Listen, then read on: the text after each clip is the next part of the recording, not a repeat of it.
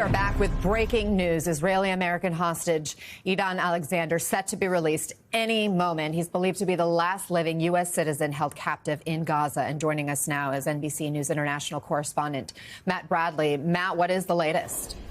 Yeah, well, we've just heard that actually the International Red Cross Red Crescent vehicles are now headed towards the northern Gaza city of Khan Yunis to take Idan Alexander, that last remaining living American hostage in the Gaza Strip. So it looks as though we're going to be seeing him released very, very soon. His family is now in Israel, accompanied by Adam Boehler, who, if you remember just a couple of months ago, very controversially was the American diplomat, or he's not even a diplomat. He was just someone who was appointed by the Trump administration to deal with hostages. He never actually got that position. He pulled his application for that position because of conflicts of interest. He was, and now he is actually accompanying the Alexander family to Israel to pick up their son. He actually tweeted that, a photo of himself with the family. And, you know, this is a man who, as I said, controversially, just a couple of months ago, actually had direct negotiations with Hamas. Now, that was the first time that we had seen that in really generations. The U.S. government, or an official who was appointed by the U.S. government, reaching out directly to a designated terrorist organization. But now it looks as though that might have been, we don't know for sure what the mechanics were behind this, that might have been a decision that helped to lead to this final release of Idan Alexander. Now, there are still 4 American bodies that are left in the Gaza Strip. Like Idan, they are dual American-Israeli citizens. They are still there. But Idan Alexander, again, the last living American in the Gaza Strip. So this will, in many ways, be a big foreign policy win for President Donald Trump, just as he's about tomorrow to begin his trip to the Middle East, where he's going to be visiting 3 different countries, not Israel, but he's going to be visiting, crucially, Qatar, which has been a very important intermediary in these negotiations between the United States and between Israel and Hamas. And now we're seeing a lot of those negotiations coming to a successful fruition with the release of this last American hostage. Now, the interesting thing is here, Anna, is that this is not going to be involving Israelis. And we've been hearing from the Hostages Family Forum. They're the people who represent the family members of the hostages, the Israeli hostages and the American hostages who are still left in the Gaza Strip. They expressed hope about this move, but they also expressed, as they have many, many times in the past year and a half since those October 7th attacks, since that mass hostage taking started, frustration in Benjamin Netanyahu, the Israeli prime minister, and the Israeli government for not releasing the remaining nearly 60 hostages, only 24 of whom are thought to still be alive. That has been not just something that we've been seeing in statements, but, you know, we've been seeing protests, sometimes violent riots in the streets of Tel Aviv and Jerusalem, demanding that the Israeli government come to a deal with Hamas to release those remaining hostages. So, you know, this is going to be something that a lot of people are going to see as a hopeful sign. Hamas certainly sees this as a hopeful sign. They said they're doing this as a gesture to try to get to some sort of negotiated deal that would not only bring an end to the war, which is something that they've been demanding since October 7th, but would also bring in aid into the Gaza Strip. It's now been more than 2 months since the Israelis blocked all aid. And by all aid, I mean not just food, but also fresh water, medicine, fuel into the Gaza Strip. This is the longest period of time that the Gaza Strip has been without aid from outside in its existence. So they're hoping that this gesture to the Americans, again, bypassing Jerusalem, bypassing Benjamin Netanyahu, the Israeli prime minister, and his far-right government, going straight to the Americans, that this gesture of goodwill might lead to some sort of deal that will bring relief to the more than 2 million people in the Gaza Strip.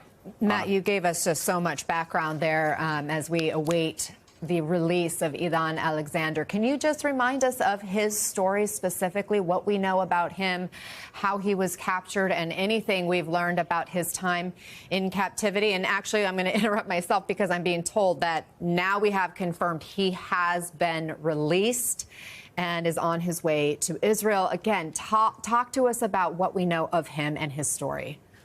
Yeah, well, this is a 21-year-old young man. He is American Israeli. He was captured while serving. So he is an Israeli soldier. He is basically a combatant. He was wearing an Israeli uniform, but he was taken while he was at a guard post near the Gaza Strip on October 7th. Now, we've seen him a couple times in videos that were released by Hamas, where he was begging for his freedom. He was begging for President Trump to do something, begging for Benjamin Netanyahu and his government to do something. These are the kind of propaganda videos that we've seen repeatedly being released by Hamas. We don't normally show that much of them. We can only show really, them announcing their names because it's considered to be taken under duress, these videos. But this is a young man who clearly has been spending well more than 500 days, nearly 600 days in captivity under what we can assume, what we know from his own videos to be unbearable conditions, what we know from those hostages who have been released.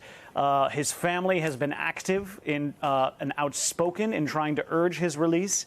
His mother, Yael, is in Israel right now trying to work for his release, hoping to meet him. She's with Adam Boulder, this diplomat, this American diplomat, who is accompanying them, the family, to Israel.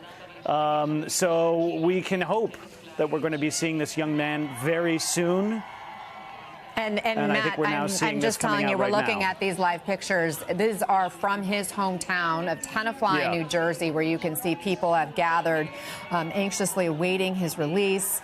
Obviously, there's so much elation that he is alive, is being released after more than a year and a half in captivity. Stay with me, Matt. I want to bring in NBC's White House correspondent Vaughn Hilliard, who has been, digging into what happened leading up to this. Vaughn, this is the last American hostage still believed to be alive in captivity, but we know there's been a push to retrieve bodies of other American hostages who died in captivity.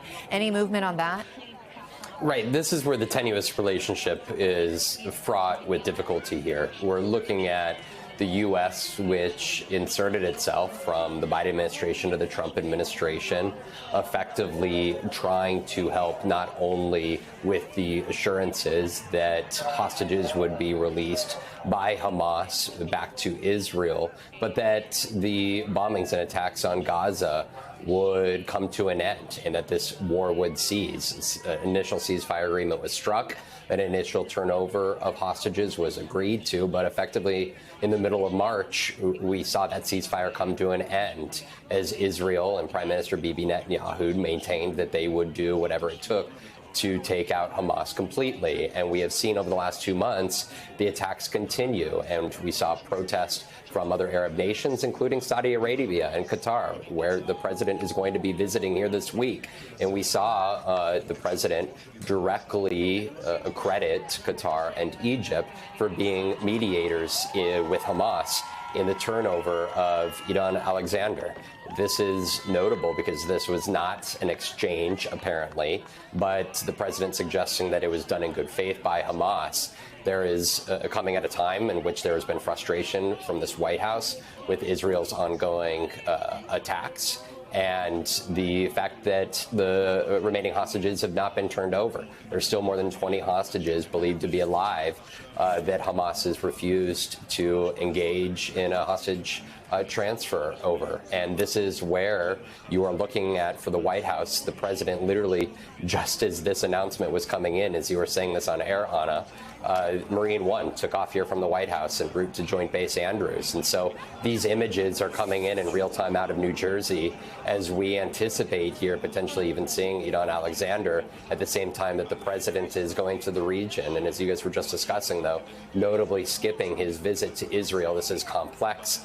It is difficult. Human lives are here on the line. And, of course, much to celebrate for the return of Alexander at a time that there is still an ongoing war. Tens of thousands of Palestinians have died. This is a complex, difficult moment for the region and for this White House in figuring out how it approaches its ongoing mediation between Hamas and Israel as this war continues. And where does Prime Minister Benjamin Netanyahu fit into all of that? Matt, let me read part of a statement from the Hostages and Missing Families Forum as we continue to celebrate the release of Idan Alexander and look for more information about how he is doing and the next steps for him. Again, there are still dozens of other families waiting for their moment to celebrate. And this message reads, will you choose to make history? A message to Netanyahu from these families. Will you choose to make history, bring everyone home and allow Israeli society to heal? Or will you continue to stall and evade responsibility at the cost of eroding the Israeli ethos, harming the hostages and forfeiting the chance to retrieve the fallen? Prime Minister, this is the moment to lead. Some veiled criticism within that statement. Clearly, you can understand their frustration of how long it's been. What kind of pressure is the Prime Minister under, and what is the direction he plans to take the hostage negotiations and what's happening with Hamas and the war in Gaza? Matt? Yeah, Anna, I mean, it's a great question, because when we're talking about the pressure that the Prime Minister faces in Israel, really what we're talking about here is that this hits right on the fault line of Israeli politics, dividing left and right. As I mentioned before, Prime Minister Benjamin Netanyahu's cabinet is the most far-right cabinet in the history of Israel, and he is under substantial pressure, really, for his political life and actually for his own freedom. If he is to come to some sort of agreement with Hamas that would end the war and withdraw Israeli troops from the Gaza Strip, the far-right elements of his cabinet, several ministers who basically allow him to be the prime minister still, they have threatened to withdraw. Now, there are other more centrist candidates, more centrist politicians who have said that they will step into the cabinet to rescue it, to keep Benjamin Netanyahu in power, basically saying that he can make a deal with Hamas and stay in power. But if he is to lose his premiership, he could actually face very, very serious fraud charges that could see him going to jail. And that's one of the reasons why a lot of speculation within Israel, a lot of observers of Israel in the Middle East say that one of the reasons why Benjamin Netanyahu is taking this by the middle is because he's trying to avoid being arrested himself, losing his seat as the premier and going to jail.